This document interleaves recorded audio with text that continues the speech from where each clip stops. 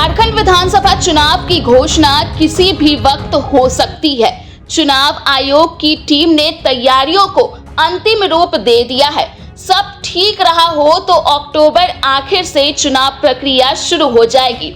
सभी दल उम्मीदवार चयन के काम में लग गए हैं। दोनों गठबंधनों एनडीए और इंडिया में सीटों के बंटवारे का आरंभिक काम पूरा हो चुका है। एनडीए में तो उम्मीदवारों के ज्यादातर नामों की घोषणा नवरात्र में ही हो जाने की उम्मीद है। सीटों की संख्या और क्षेत्र निर्धारण का काम ही कठिन होता है। यह निपट गया तो बाकी में कोई लफड़ा नहीं रहता। जैसे गठबंधन का कोई दल अकेले प्रचार करेगा कि साझे में कोई विरोधाभासी बात किसी के मुंह से न निकले, ऐसी ही बातें टिकट बंटवारे में आखिरी चरण में आती हैं। एनडीए में उम्मीदवारों की घोषणा की हड़बड़ी दिखती है। इंडिया ब्लॉक भी इस पर काम कर रहा है, पर इंडिया ब्लॉक में सीटों का बंटवारा थोड़ा कठिन लग रहा है। झारखंड में दो ही गठबंधन प्रमुख है। गठबंधन कोई और भी होगा तो दोनों प्रमुख गठबंधनों के आगे उसकी क्या बिसात। दोनों प्रमुख गठबंधन है इंडिया और एनडीए। पहले इंडिया की बात करें तो इसमें झारखंड मुक्ति मोर्चा, कांग्रेस, राष्ट्रीय जनता दल पहले से साथ थे। अब सीपीआई की भी इसमें एंट्री हो चुकी है। वर्ष 2019 के विधानसभा चुनाव में जेएमएम ने गठबंधन का नेतृत्व किया और 43 सीटों पर अपने उम्मीदवार उतारे। 30 सीटों पर जीत मिली। कांग्रेस ने 31 पर लड़कर 19 जीती। आरजेडी ने 7 पर किस्मत आजमाया, लेकिन सिर्फ 1 पर मिली जीत उन्हें। गठबंधन बहुमत पा गया और कई बाधाओं को पार करते हुए सीएम हेमंत सोरेन कार्यकाल के 5 वर्ष पूरे कर रहे हैं। इस बार इंडिया ब्लॉक को 2 तरह की समस्याओं से जूझना पड़ रहा है।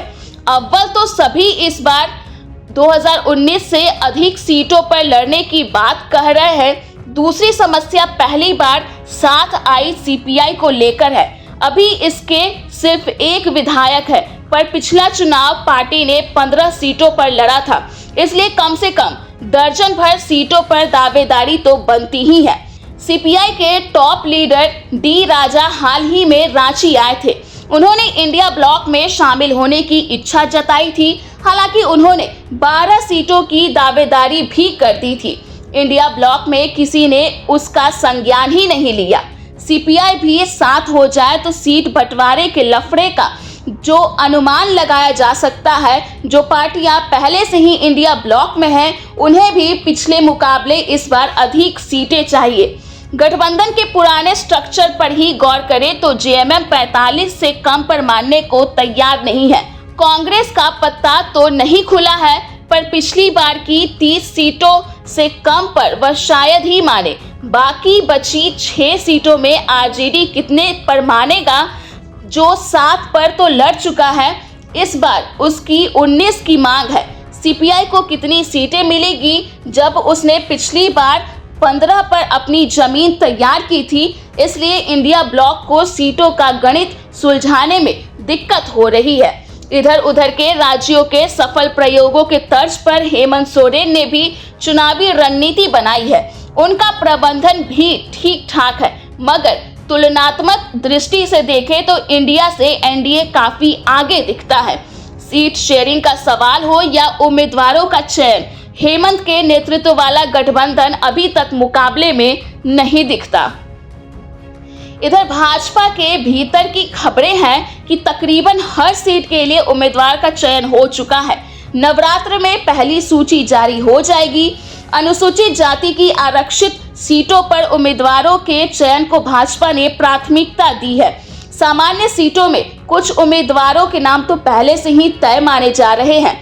भाजपा ने जो नाम तकरीबन फाइनल कर लिए हैं, उसमें राजधनवार से बाबूलाल मरांडी, जामताड़ा से सीता सोरेन के अलावा भवनाथपुर से भानु प्रताप शाही, दुमका से लुइस मरांडी, गोड्डा से अमित मंडल, खूंटी से नीलकंठ सिंह मुंडा, जामा से सोनाली सोरेन, जगन्नाथपुर से गीता कोड़ा, राजमहल से अनंत ओझा, घाटशिला से चंपई सोरेन के बेटे बाबूलाल सोरेन,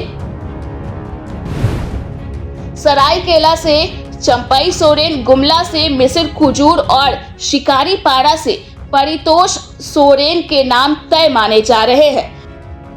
पितृपक्ष खत्म होते ही 1 और 2 अक्टूबर को प्रदेश चुनाव समिति की बैठक होनी है।